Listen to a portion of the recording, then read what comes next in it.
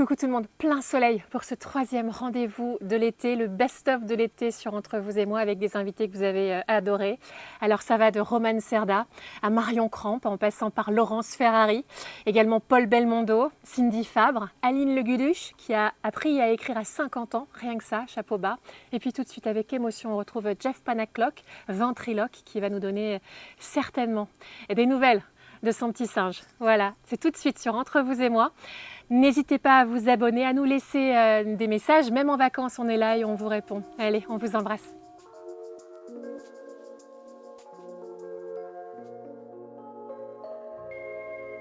Je suis une amoureuse de Claude Sauté. Donc les choses de la vie nous rattrapent quelquefois. Et parfois plus vite que prévu. Déjà, cette phrase est...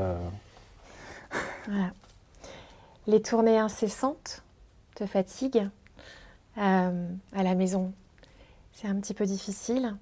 2 heures de spectacle non-stop à porter ton petit pote là qui prend beaucoup de place. En 2022, il se passe quoi sur scène? J'avais prévu. Surtout quand on fait toute la rétrospective là, et qu'on sait pourquoi je fais ce métier, il se passe que je quitte la scène. Je sais pas ce qui s'est passé. On avait beaucoup de problèmes techniques ce jour-là. Et il y a un truc qui s'est pas passé dès le début du spectacle, qui s'est pas passé comme je voulais, parce que je suis quand même quelqu'un d'assez carré dans mon travail. Mais on parlait de fidélité, mais mes techniciens ils me suivent depuis 15 ans maintenant. On a commencé dans une petite camionnette et puis on a 4 semi-remorques aujourd'hui. C'est une famille quoi. Donc ils savent que je suis pas quelqu'un qui fait des caprices. Et ce jour-là, il y a un vrai problème technique. Je commence mon spectacle devant le rideau avec une projection. Enfin bref, il y a toute une mise en scène. Et la projection ne fonctionne pas. Je suis dans le noir, il n'y a pas de lumière. Les gens me regardent comme ça. Et je passe sous le rideau et je file dans ma loge, quoi. Voilà. Qu'est-ce que tu ressens? Cette fuite, c'est quoi? C'est une accumulation de tellement de choses. Tellement de choses. Qui me prennent la tête, plein de choses qui me prennent le ventre. Moi, je suis ventriloque, mais c'est pas pour rien. Mais c'est vrai que j'ai très très vite la boule au ventre, je suis très vite anxieux, etc. Je suis jamais très serein au quotidien. Par contre, on trouve les bonnes personnes qui apaisent. Mais tout ça pour dire que c'est une accumulation de trop de choses qui font que je trace dans ma loge sans rien dire finalement. J'ai l'impression d'avoir volé. Je me souviens même pas de ce trajet finalement. Ouais. Donc je suis arrivé dans ma loge, j'ai claqué la porte. Et là, il y a quand même 5000 personnes qui sont dans la salle de l'autre côté. La seule chose dont je me souviens, c'est mon régisseur plateau qui crie dans le casque il quitte la scène, il quitte la scène. C'est le seul truc dont je me souviens. Et donc j'arrive dans la loge et donc j'ai ce fameux régisseur qui rentre tout doucement, sans savoir ce qu'il attend derrière. Et je lui dis tant que les problèmes techniques ne sont pas résolus, je ne monte pas sur scène, etc. Donc il me dit on est en train de voir, ne t'inquiète pas, on est en train d'arranger les choses, etc. Et là, quand même, il y a le vrai côté qui revient, c'est-à-dire que je m'inquiète pour le public, quoi. Je me dis, on ne peut pas laisser 5000 personnes comme ça, c'est pas possible. Je fais une crise d'angoisse, en fait, hein, clairement. On appelle ça un burn-out aujourd'hui. Donc Jay, mon régisseur, vient me revoir pour me dire, c'est bon, tout est réglé, est-ce que tu veux remonter sur scène? Il me pose la question, quand même. C'est-à-dire qu'ils ont pensé à l'éventualité que je puisse laisser 5000 personnes repartir comme ça, par où on sort. Bon. Et donc j'ai dit oui, bien sûr que je vais remonter sur scène, je peux pas laisser les gens comme ça, quoi. Mais promets-moi que tout va bien se passer. Et je suis remonté sur scène, on a refait le début du spectacle, comme si de rien n'était. Généralement, je me sers de tous ces événements pour faire des blagues, donc je crois que le premier sketch, il a été assez musclé, avec Jean-Marc. Je me suis un peu déchargé, je me suis vengé, quoi. Et puis, donc je fais le spectacle et je sors de scène et je tombe par terre. Voilà. Physiquement. Ouais. Je crois que j'ai Le corps a lâché. plein de fois pendant le spectacle, j'ai voulu arrêter. J'ai poussé jusqu'au bout et je suis descendu de scène et je me suis écroulé par terre. Et je suis pas du genre comme ça du tout dans la vie. Je me rappelle de mon chauffeur qui m'attendait à la sortie de la scène, parce que généralement c'est lui qui m'attend, qui m'éclaire. Et il me dit qu'est-ce que tu veux faire, et je lui ai dit pardon. Mais non, pas du tout, pardon, il n'y a pas de pardon qui tienne. Et je lui ai dit je crois qu'il faut que j'aille à l'hôpital. Ouais. Soit je rentrais chez moi, mais en même temps je repoussais le truc quoi. Ou soit je faisais quelque chose. On n'a pas fait grand chose, mais j'avais besoin de repos en fait. Oui, c'est ça, le corps parle. Ouais. Ouais. C'était pas une question de psychiatrie ou de prendre des médocs et tout ça, parce que moi en plus je suis pas du tout de ce genre-là. Mais je crois que j'avais vraiment besoin de repos. Et d'ailleurs c'est plus ou moins ce que le médecin a dit quand je suis arrivé à l'hôpital. Mais finalement c'est pas quelque chose qui se voit dans le corps, c'est un tout en fait. C'est un tout, tout est fatigué et à un moment donné il y a un court-circuit et c'est stop quoi. Tu as pensé à ce moment-là à tout arrêter? Non. Quand on prit la scène? Jamais. Non, d'ailleurs mon producteur m'a dit est-ce que tu veux qu'on annule les prochaines dates, etc. Mais jamais de la vie. Jamais de la vie. Non. J'aime ce métier, j'aime les gens, le public qui fait l'effort de venir nous voir. T'as jamais écouté ton corps en fait? Non.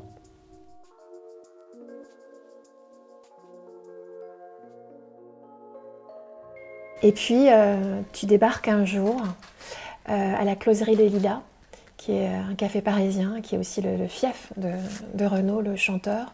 Parce que là, tu as rendez-vous, c'est ça, avec un directeur artistique d'une maison de disques. Voilà, pour le travail, quoi. Et tu vois que Renaud est là, Oui. assis, au fond. Ouais. T'aperçois ses yeux, hein, c'est ça? Ouais, c'est ça. Ouais. Mais rien de plus. Les yeux perçants, bleus. Non, après, moi, je continue, je vais m'asseoir. Et la personne avec qui je suis s'arrête pour discuter, puis moi, je vais quand même m'asseoir, puis après, il me rejoint. Et puis là, il y a une personne qui était à la table de Renaud qui vient me voir et qui me dit s'il vous plaît, excusez-moi, vous appelez Romane, c'est ça? Parce que sûrement le mec avec qui j'étais en rendez-vous lui a dit comment je m'appelais. Renaud voudrait vous écrire 12 chansons. Je lui dis, c'est con, parce que moi, je les ai déjà, les 12 chansons. Mais c'est quoi cette approche bizarre? Pourquoi il vient pas me le dire, lui, en fait? Et puis, elle dit, non, mais c'est tout, voilà, je passe juste le message. Je dis, ok, merci. Et puis, le mec avec qui je suis en rendez-vous, il prend mon CD avec mon adresse mail et mon téléphone derrière, et puis il donne. Il dit, donne-lui. Et donc, voilà, point quoi, il a mon CD et puis voilà, puis quand on repart, je dis au revoir. Et puis Renaud il me fait un signe genre ça. Je lui dis Et puis les jours se passent et puis un jour il m'écrit un mail et voilà, un mail enflammé et puis on se voit et puis voilà. Ça met du temps à s'installer, beaucoup.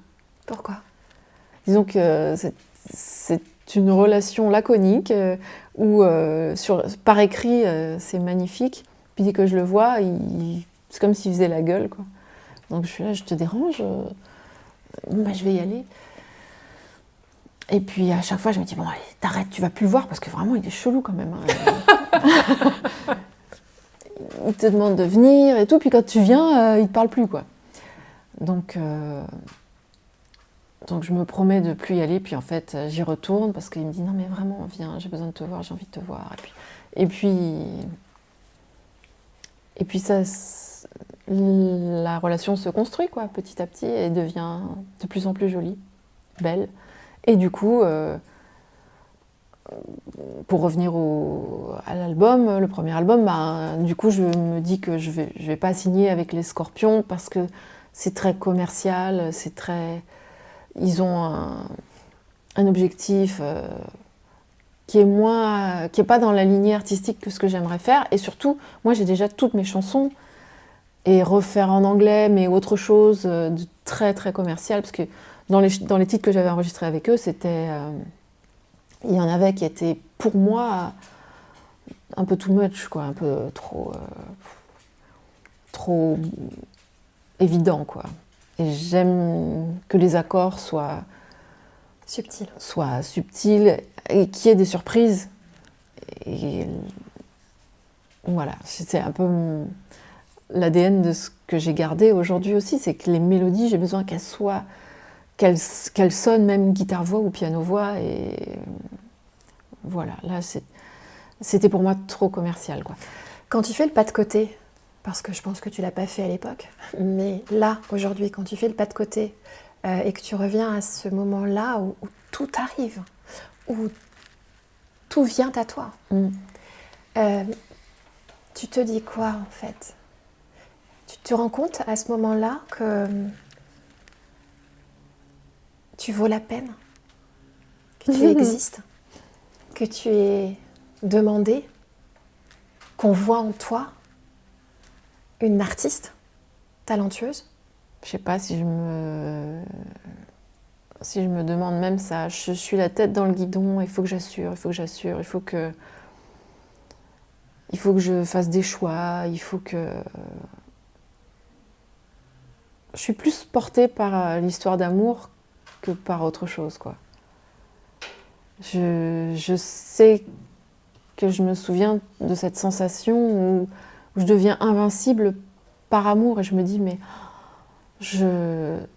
c'est mon histoire d'amour qui est au-dessus de tout, quoi.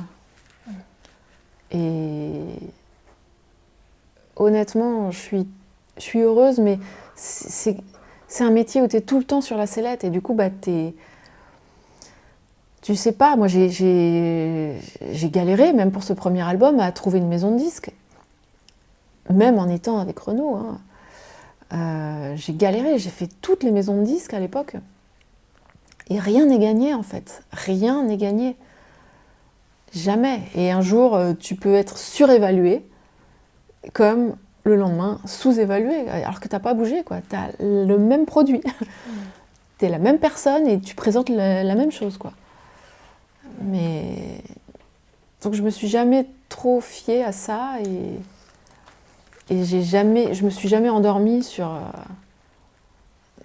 un pseudo-succès passager, quoi. Parce que je sais que ça peut ne pas durer comme ça peut durer. Donc j'ai pas envie d'être impressionnée par ça, en fait. Je veux rester sur mes bases et profiter, cueillir les belles choses qui arrivent, mais évidemment en les provoquant, en essayant de les provoquer, évidemment. Je me donne tout le mal.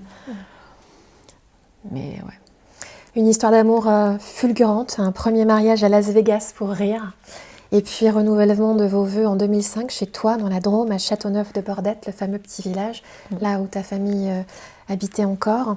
Et un an plus tard, ton petit homme né, Malone, le 14 juillet 2006. Mon fils, c'est ma plus belle rencontre. La maternité m'a assagie. Ouais, forcément. Tu ressens quoi à ce moment-là? Que je pouvais pas imaginer. Je me disais, dis donc, il y en a qu'un qui peut me vomir dessus comme ça, là. Il se rend même pas compte. Et puis, je stoppe tout pour lui. Et puis, c'est sûr que ça devient ma priorité. Le but de ma vie, c'était l'amour et la musique, enfin, et la création. Peu importe que ce soit la musique ou... Mais c'était créer et aimer. Et là, y a une troisième force qui prend le pas sur beaucoup de choses, quoi. Je vais pas dire sur tout, parce que l'amour a toujours été là. Mais on prend conscience de la nécessité d'être là et de faire attention à soi pour protéger l'autre. Donc le ski, le cheval que j'adorais faire et tout, je devenais flippée. Je me dis, mais tu te rends compte, si je me casse un truc, je peux plus m'occuper de lui, je peux plus le porter dans la baignoire, je peux plus... Enfin, tout devient important, quoi.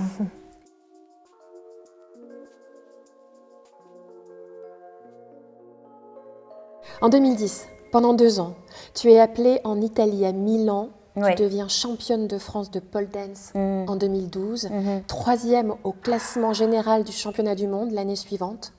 Et en 2014, tu poses tes valises à Barcelone. Et fin 2016, tu postes une vidéo qu'on va découvrir en live. 45 millions de personnes te regardent, partagée par des médias internationaux. La petite fille de Lourdes réalise son éclosion. En 2017, on te retrouve sur le plateau d'Hélène DeGeneres, qui est l'une des grandes productrices et animatrices américaines, dans son émission de talk. Est-ce que là, tu te rends compte en fait que tu vas être vue partout? Bah alors pas du tout. Je lui ai parlé comme si c'était ma copine. Mes amis qui vivent aux États-Unis m'ont dit on n'y croit pas, parce que j'ai retiré pour faire ma performance, j'ai dû retirer mon pantalon. Ils m'ont dit t'as retiré ton pantalon pour te mettre en short devant l'Amérique entière. Sans. Et non, je réalise même pas, non. Tu danses pour le chanteur italien Andrea Bocelli. Ouais, ça c'était. Sur scène, en plein air. Ouais. Tu te rends compte là ou... Je m'en rends compte le jour des répétitions, quand je monte et il commence à chanter. Et là, j'ai fait waouh. En plus, c'est particulier parce que c'est quelqu'un que papa adore. Donc, c'était waouh. Tu participes à la Fashion Week, tu deviens mannequin, on te voit en photo dans le prestigieux magazine Vogue. Et puis, tu fais un passage très remarqué dans l'émission La France a un incroyable talent en 2020, parce que tu exploses à l'international, mais en France, personne ne te connaît. Ça résonne beaucoup avec ce fameux pays. Tu sais, ça c'est fou. Parce que j'ai refusé pendant des années de faire Incroyable Talent. Il m'appelait, viens Marion, viens. Mais, Et puis je me suis dit, c'est la manière dont tu vas dire à la France qui et comment tu es. Et quelle manière d'être dans le plus ésotérique représentation, d'être suspendue par des cheveux. Donc il y a toute cette image autour de la sorcière, de la femme qui s'impose cette chose de se suspendre devant la France entière. Je suis comme ça. Voilà, c'est moi. Et l'accueil que j'ai eu, c'était à l'émission, c'était juste des gens tous tellement bienveillant. Et je me suis dit, c'est ma manière à moi de dire, de guérir. Et depuis, à chaque fois que je viens à Paris, il se passe des choses incroyables comme être là aujourd'hui, des choses pleines de bienveillance. Et je crois que peu à peu, la blessure se referme. La France est enfin prête à t'accueillir. Et moi. Très juste. Surtout.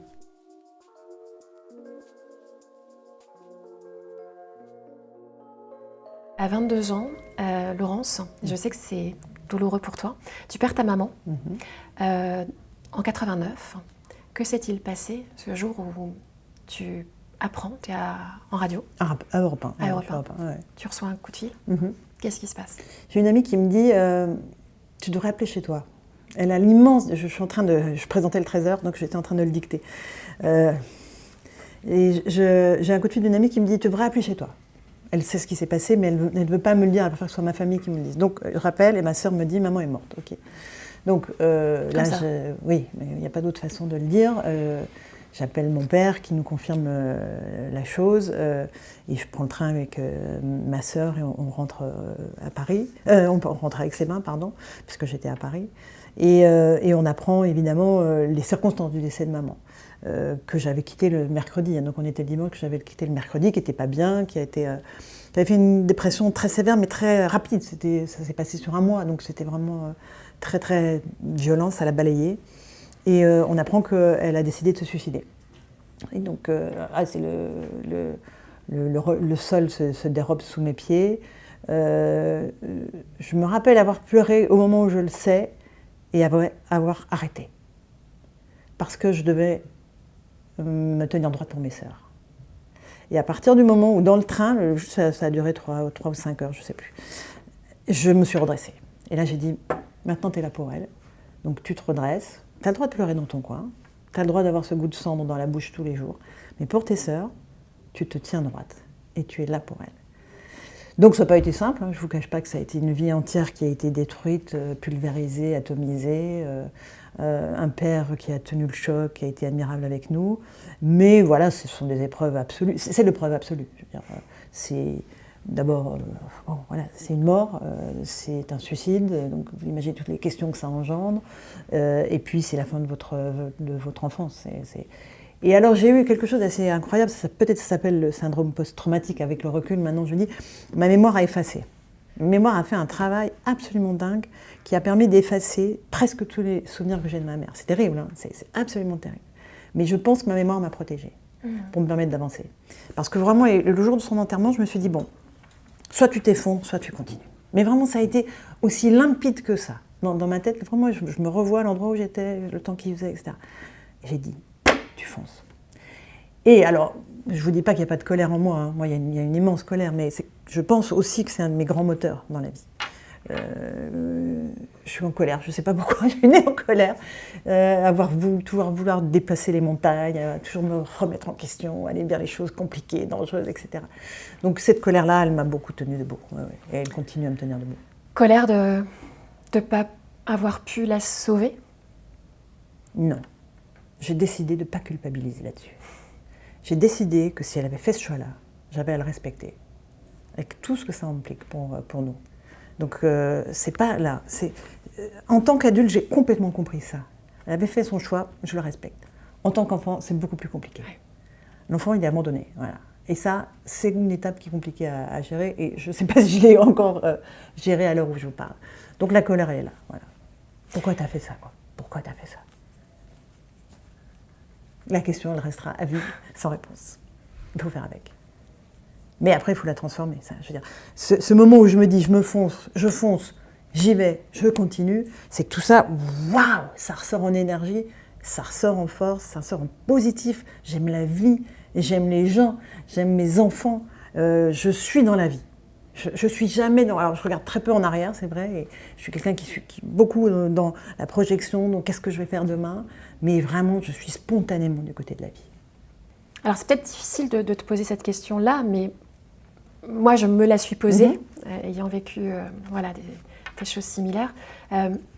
Est-ce que des années plus tard, puisque tu ne pouvais pas sauver qui que ce soit, puisqu'elle a fait son choix, est-ce que tu t'es jamais posé la question de savoir si c'est finalement pas un cadeau aussi qu'elle t'a transmis pour révéler ta force intérieure? Non, je ne crois pas. Cette force, je l'avais avant. Ouais. Je dis beaucoup que cet événement m'a impacté, mais ne m'a pas déterminée. Il ne me définit pas. Je ne me définis pas par rapport à ça. J'avais déjà une personnalité assez constituée avant cette épreuve, qui s'est confirmée après. Mais non, en aucun cas. J'étais déjà comme ça avant.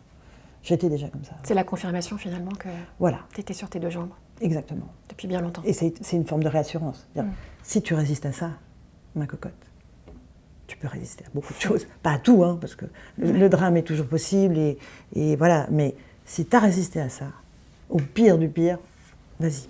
Oui, parce que tu aurais pu aussi décider de... m'effondrer. Non, mais vous vous rendez compte? Ah oui. Vous vous rendez compte de l'impact que ça peut avoir? Donc non, il n'y avait pas d'autre choix. Pour moi. Et puis personnalité aussi publique, ton papa, donc un suicide aussi. Bien sûr. C'est compliqué à gérer. Toutes les questions, toutes les... Oui, mais ça fait partie du... Quand on est une personnalité publique, on accepte le côté obscur aussi. Il y a le côté lumineux puis le côté obscur de la pièce. Donc oui, ça fait partie des choses qui étaient désagréables, évidemment, très désagréables. Et c'est donc quelque chose que tu as pas caché, mais en tous les cas, tu n'en parles jamais. Jamais. J'en ai parlé il y a quelques années parce que ma fille... D'abord, mes enfants n'étaient pas nés, évidemment, quand ma mère est morte. Donc, j'ai 3 enfants. Ils ne m'en ont pas parlé. Et moi, je suis partie du principe que je leur en parlerais que quand ils me poseraient la question, c'est-à-dire quand ils étaient prêts à avoir la réponse. Parce que cette réponse-là, elle n'est pas simple. Donc, quand ils m'en ont parlé, je leur ai dit. Et puis, voilà. Ça a clôturé l'histoire, ils n'en ont pas reparlé. Et ma fille, un jour, elle avait 17 ou 18 ans, a voulu faire un film là-dessus, sur ma mère. Elle était à l'ESRA, elle a fait une école d'audiovisuel, les chiens ne font pas des chats. Et elle m'a dit, maman, je veux faire mon film de fin d'année sur ta mère. Je dis, pourquoi tu veux faire ça sur ce sujet-là? C'était évidemment pas un hasard, elle avait besoin, elle, d'avoir un certain nombre de réponses. Et donc elle nous a tous interrogés dans la famille, elle a reconstitué cette histoire avec des images de ma mère, etc. Et donc à ce moment-là, j'ai décidé d'en parler, j'en ai parlé à Paris Match à l'époque, de faire une interview avec ce journal que j'aime beaucoup, pour dire aussi, voilà, ça m'est arrivé, parce que ça aussi, ça répondait à une attente de ma fille, donc il fallait à un moment dire la vérité, c'est tout.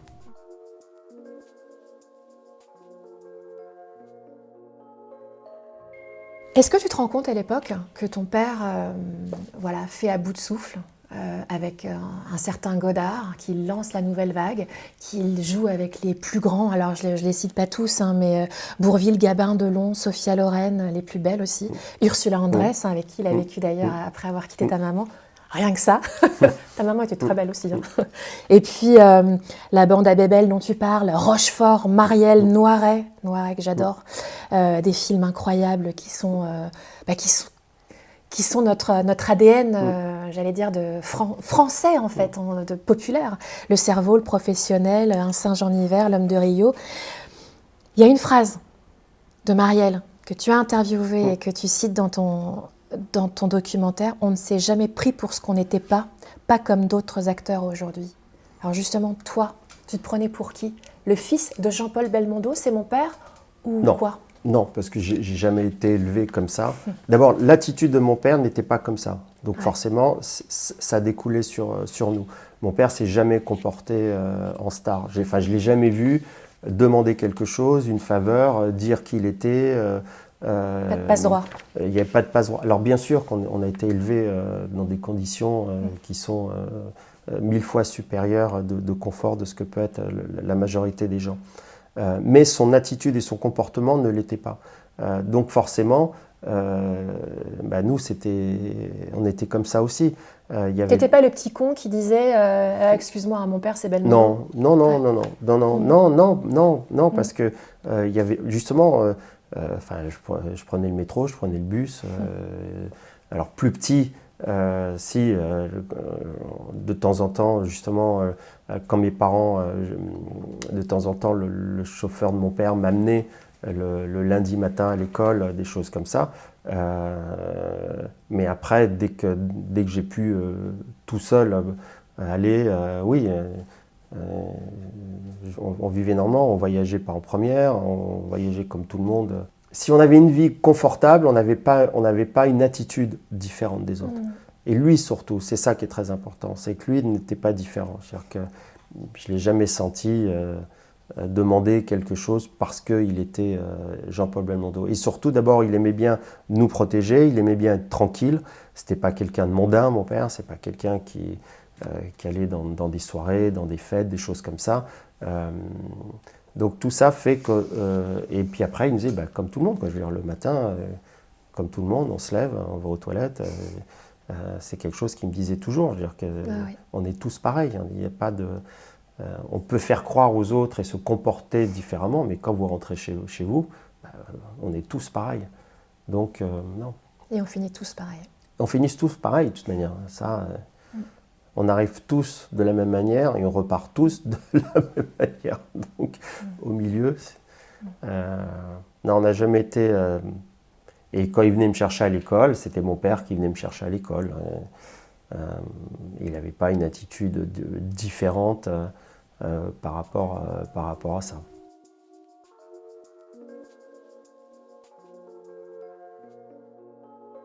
Il y a un petit bonhomme qui va arriver dans ta vie, ton premier petit homme. Et là encore, ça n'a pas été facile. Tu n'as pas encore rencontré Sylvain, donc tu es avec ton premier amoureux, et vous avez du mal à avoir un enfant. Même, c'était pas le sujet. C'était juste que je me plaignais de douleurs menstruelles et j'avais juste envie que ça s'arrête. Et en fait, lors d'un examen, on me dit « mais vous n'êtes jamais tombée enceinte naturellement ?» non, je ne prends pas de contraceptif, mais j'ai mal. J'ai mal depuis que je suis réglée. Ah mais en fait, c'est pas normal, vous auriez dû tomber enceinte. Donc il faudrait mener une enquête là-dessus. Et en fait, c'est de maux de ventre qui ont fini par me dire en fait, Madame Fabre, concevoir un enfant naturellement, ce sera quasiment impossible. Voici la petite plaquette. Vous reviendrez nous voir quand vous serez prête. Pour la PMA.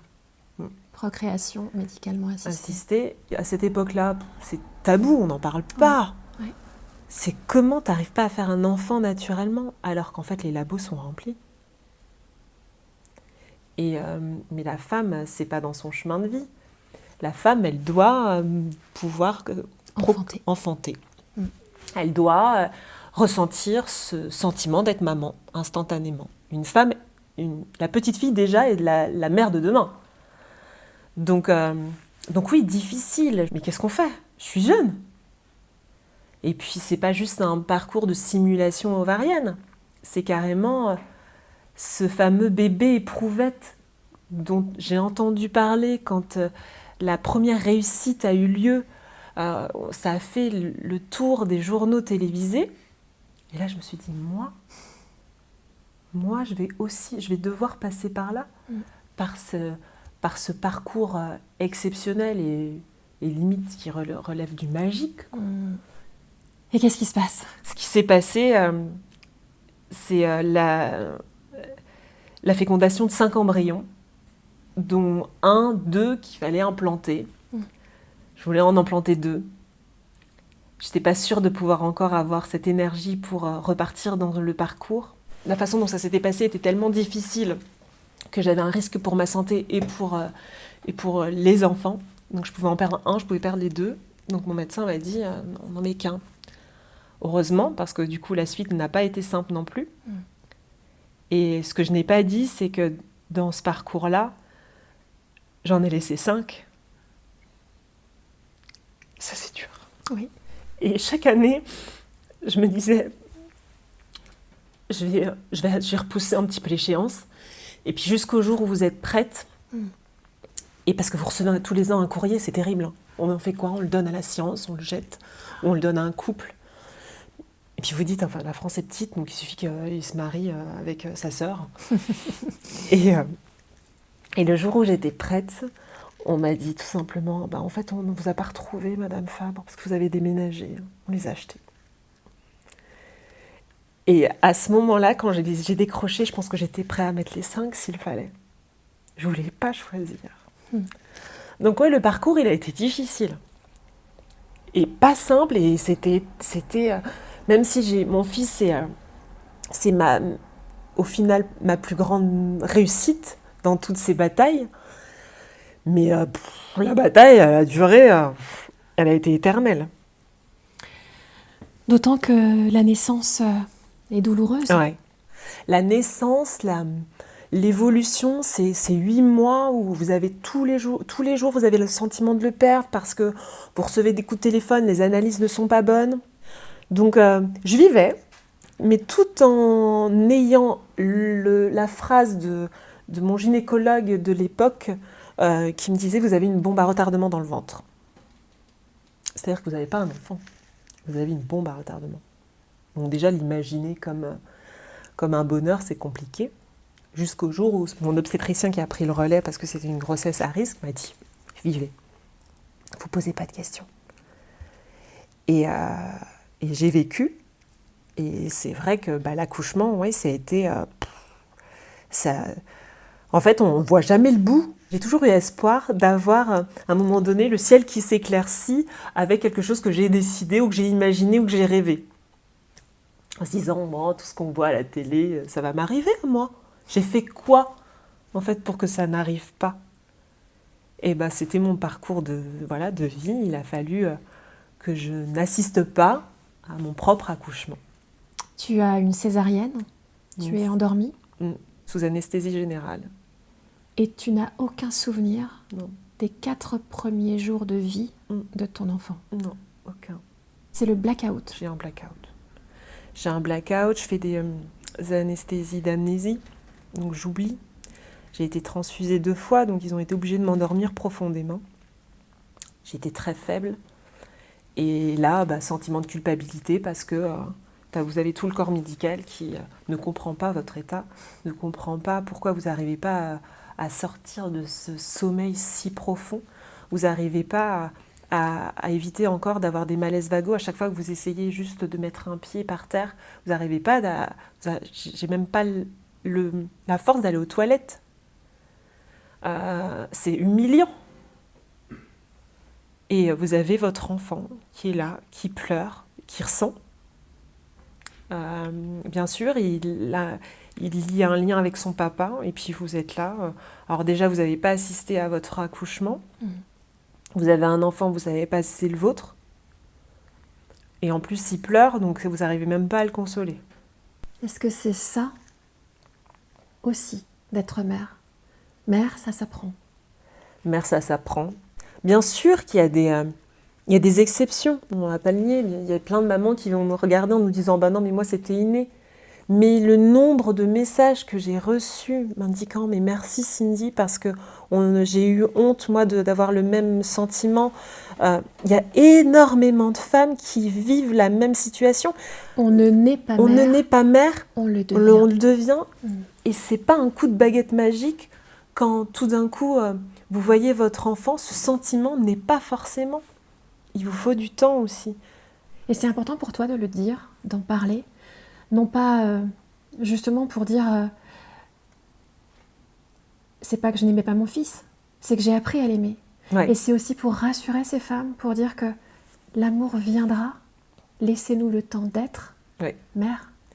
Oui, je pense que dans ce parcours-là, il faut d'abord apprendre à s'aimer soi à ce moment-là pour aimer son enfant, à comprendre en fait ce qui s'est passé à ce moment-là pour arriver à se consacrer pleinement à ce petit être qui vient. Et automatiquement, il y a plein de mamans qui vont se reconnaître. C'est quand on accouche, on est une femme parmi tant d'autres, mais avec ses forces, avec ses faiblesses, avec son passé. Et non, il n'y a pas de mode d'emploi. Et c'est pas grave. Et c'est pas grave en soi. Et c'est surtout ça. C'est pas grave en soi. Faut pas culpabiliser, même ça doit prendre 2 ans. Mais de toute façon, on l'a conçu. Ouais. Donc automatiquement, il y a quand même un lien qui est là. Il y a ce sentiment viscéral que l'on a, cette défense. Et à partir du moment où on met au monde notre enfant, on est prête à tout dans la seconde pour lui. Et je pense que c'est ça qu'il faut peut-être aller chercher, épuiser. C'est pas ce sentiment un peu de fleur bleue d'être maman, etc. C'est t'es prête à faire quoi en fait pour ton enfant là dans la seconde. Et bien sûr que c'est la chair de notre chair, le sang de notre sang. Et par contre ce sentiment-là, toutes les mères l'ont. Ouais. L'amour inconditionnel. Ouais. Dites-nous comment ça s'est passé pour vous, ce lien à votre enfant, à votre bébé, plus tardif peut-être que d'autres, mais en tous les cas, parlez-nous justement de l'attachement, devenir mère ou père aussi. En effet. Et Elio, c'est ça, hein Elio, oui, il va bien? Oui, il va très bien. Il est né en 2012. Bibou sur les réseaux sociaux, c'est ça. C'est un ado maintenant, c'est ça? Oui, parce qu'il n'a pas apprécié longtemps que je continue à l'appeler comme ça. Salut Bibou. Oui. Il est au courant de tout ça? Tu lui en as parlé? Il est au courant, il n'est pas au courant des détails, il sait bien sûr par contre comment il a été conçu. Ouais. C'est important. De ne pas lui faire croire qu'il a été conçu naturellement, je ne peux pas lui mentir. Non. Mais par contre, je vais transformer ce parcours douloureux pour moi, et qui n'est pas forcément idyllique, en lui sa force.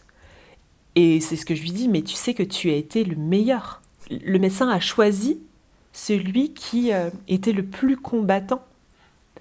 Et c'était toi. Et il me le démontre tous les jours. Par contre, ça c'est incroyable. C'est qu'effectivement, toutes les épreuves que lui peut avoir sur son chemin, il va les traverser avec une facilité déconcertante et en gardant le sourire. Donc c'était le meilleur des embryons.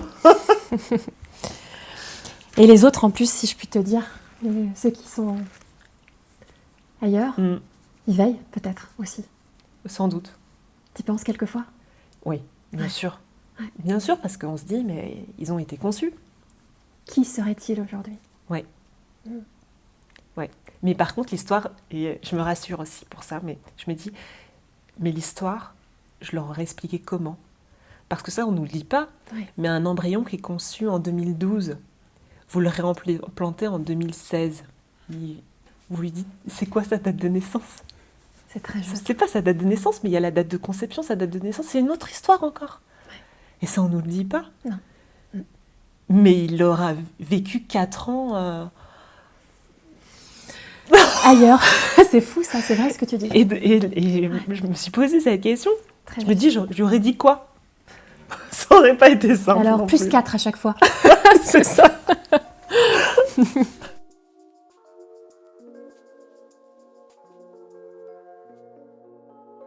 Parce que sans savoir, tu es dyslexique. Oui, Tu mélanges toutes les lettres. oui, c'est un peu le bazar. C'est un peu le bazar dans cette tête. J'arrivais pas à assembler les lettres. Tu restais comme ça, interdite, devant un texte. Et je pouvais pas, ça sort pas. Et personne ne s'en rend compte. Tout le monde pense que tu es mauvais élève. Et à la maison, les parents sont tellement occupés que on passe à autre chose. Ouais, c'est pas grave, elle y arrivera quand même, elle est courageuse. Comment on réagit quand on quitte l'école à 15 ans et qu'on ne sait même pas déchiffrer un livre? Bah, c'est compliqué parce qu'on ne sait pas trop comment faire.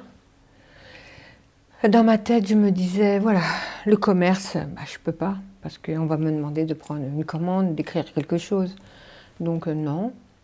Même la simple boulangerie, non. Même si je sais très bien compter. Mais si on me demande d'écrire éclair au chocolat, ça ne va pas passer. Donc non. Donc ça limite vraiment le travail. Donc j'ai eu de la chance, j'ai trouvé du travail en usine de pâtisserie. Et là, voilà, je toque à la porte, j'ai tout juste 16 ans.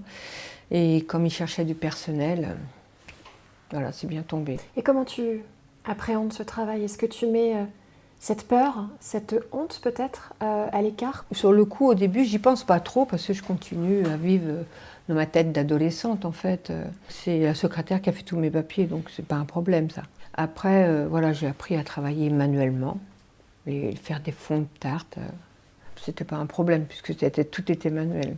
Puis en même temps, voilà, on apprend parce que illettré, c'est pas imbécile non plus. Une fois que j'ai photographié un mot, j'arrive à Il y a de la mémoire. l'imprimer. Photographie visuelle. C'est ça, j'arrive à l'imprimer et hop, ça fonctionne quand même. Et puis la répétition, quoi, donc c'est facile. Donc ça, j'ai pu le faire, je sais pas, pendant 10 ans peut-être, sans problème. Et c'est à ce moment-là d'ailleurs où une collègue découvre une faute d'orthographe dans le mot croissant, Ah oui. qui est écrit croissant, avec un seul S, et J'avais- elle te lance. Il y a un ramassis débile dans cette usine. Mm. Comment tu la reçois, cette phrase, même si elle ne t'est pas destinée? Et c'est Je toi me qui as- demande si elle n'était pas destinée quand même. Parce que... Mais on ne lance pas ça à une seule personne, gratuitement. Mais ça fait très mal, hein. Ça fait mal, très mal. Donc je me suis rebellée un petit peu. J'ai demandé qu'est-ce qu'elle faisait là avec tous ces diplômes, à faire le même métier que moi. Illettrée mais déterminée. Voilà. Je ne vais pas me laisser faire non plus. Tout ça, peut-être sans le verbaliser, sans le conscientiser à l'époque, tu te dis qu'à un moment, tu l'auras, ta revanche, qu'un jour, tu seras capable, toi aussi, d'être au même niveau. Oui, tout le temps, j'ai toujours caressé l'espoir de retourner à l'école. Parce que je voyais bien que tout cet handicap, en fait, m'empêchait d'avancer. Mais c'est dur de retourner à l'école. Enfin, à l'époque, c'était très dur de trouver le moyen de retourner à l'école. Donc il a fallu attendre encore et encore. Les épreuves rendent meilleure? Plus forte. Peut-être pas meilleure, mais en tout cas plus fort, plus réfléchi, plus déterminé. Et plus sage aussi, plus raisonné. La maturité avec la compétence, avec la connaissance.